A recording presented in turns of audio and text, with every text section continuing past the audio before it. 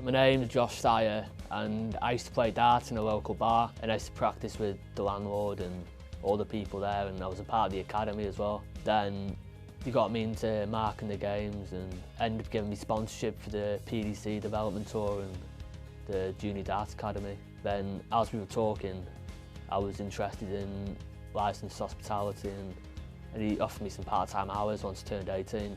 That's where it all started really.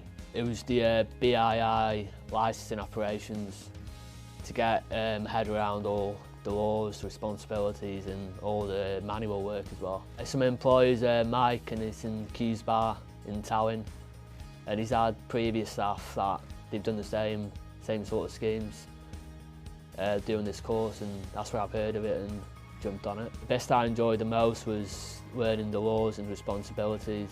As well as that, it's all the locking up, cashing up and doing all the hands-on stuff, such as the line clean and cellar management. So my assessor, John, he supported me through it all, and it's more the laws and responsibilities that I've a bit more clued up on now since starting this course. Then he went through all the line clean and all that with me, so yeah, he's taught me a lot.